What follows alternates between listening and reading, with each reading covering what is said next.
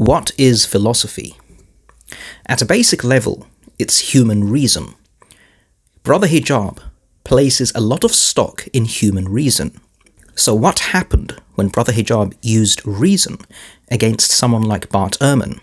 One of the necessary conditions for revelation, according to the Qur'an, is that there are no internal contradictions. And this is very clear.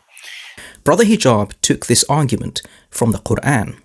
So in the Qur'an, it's mentioned, in chapter 4, verse 92, that if this book was from other than God, there would have been in it لَوَجَدُوا فِيهِ اخْتِلَافًا كَثِيرًا. They would have found in it many contradictions, inconsistencies.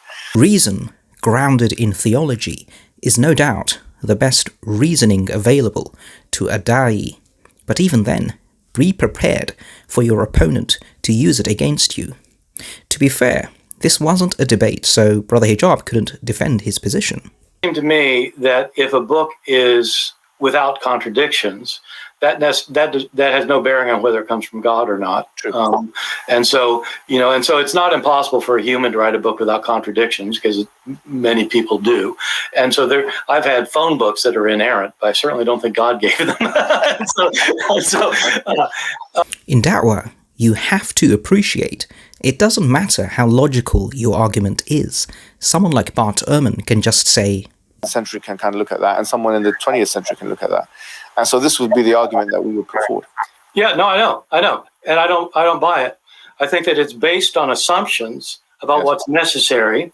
And you might say, always keep in mind, the haqq of Allah is objective, but aql of man, and therefore logic, is subjective.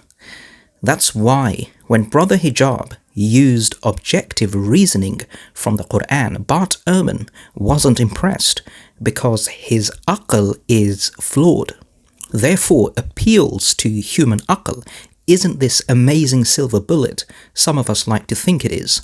It has serious limitations and, more importantly, carries significant risk for Iman, and that's why many scholars urge caution against it. You might say that logic is logic, but logic is not logic. I mean, anthropologists have clearly shown that, in fact, in different cultures, what counts as logic in one culture does not count as logic in another. Precisely. What you might consider logical can easily be flipped on its head, and then you're busy questioning your logic, and then, a'udhu billah, maybe even your own faith. Qur'an has no contradictions, therefore it's divine. Neither does a phone book, therefore it's also divine. A phone book can't be divine, therefore the Qur'an is not divine.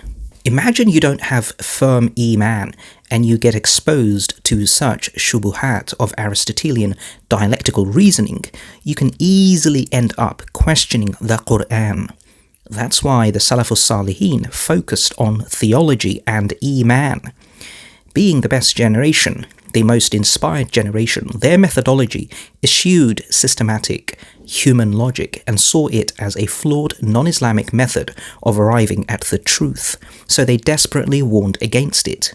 Point of view, I share your logic, but the law of non-contradiction is not written into the nature of reality. It's written into our particular Western philosophical tradition. I don't think it's specific to the Western tradition. Where are you going to find the law of contradiction, the law of non-contradiction before Greek philosophy? Well, I mean, in terms of codification, right? I mean, I would agree that Aristotle, maybe, he codified it in the Organon or something like that, and that's probably one of the best. It's so much a part of us, we can't imagine somebody not agreeing with it. Even Bart Ehrman thinks logic is a Greek thing. Although this isn't 100% true, we know what he means. The ancient Greeks went to town on it like no other civilization. At the end of the day, we have to follow the methodology of the pious predecessors. There's a reason why the best generation did what they did. Now, they were truly logical people. They didn't do anything except it was the most pleasing to Allah subhanahu wa ta'ala. They were the closest to the Prophet ﷺ in Aqidah and Manhaj, therefore to the objective truth of Allah subhanahu wa ta'ala. Therefore, if they gave precedence to theology, so should we. When they used reason from theology, so should we. When they eschewed pure logic outside theology, so should we. It's about following the right order and the right mix, as taught to us by the best generation. Ibn Taymiyyah, he said about Ahlul Sunnah, one of the statements that a person should try to memorize is, he said the distinct, unique characteristics of Ahlul Sunnah is, وَلَا يَتَقَدَّمُ بَيْنَ يَدَيْهِ. They don't go before Allah and His Messenger. بَلْ يَنظُرُ مَا قَالَهُ. They look at what Allah said. فَيَكُونُ قَوْلُهُ تَبْعًا لِقَوْلِهِ وَعَمَلُهُ تَبْعًا لِأَمْرِهِ. They follow the statements of the Prophet. They follow the actions of the Prophet ﷺ. فَهَكَذَا كَانَ الصَّحَابَةُ الْعَامِلَ كَسَبِيلَهُم. That's how the Sahabas were, and those who took their path. من التابعين لهم بإحسان وأئمة المسلمين. فلهذا لم يكن أحد منهم يعارض النصوص بمعقوله. None of them, the Sahabas and the Tabi'een, or the A'immatul Muslimin, none of them oppose the Qur'an and the Sunnah بمعقوله, based on his logic. When we do this with tawakkul and ikhlas, we will see that our iman stays firm and Allah subhanahu wa ta'ala continues to bless us with mercy, help and guidance in the dunya and akhirah. Assalamu alaikum wa rahmatullahi wa barakatuh.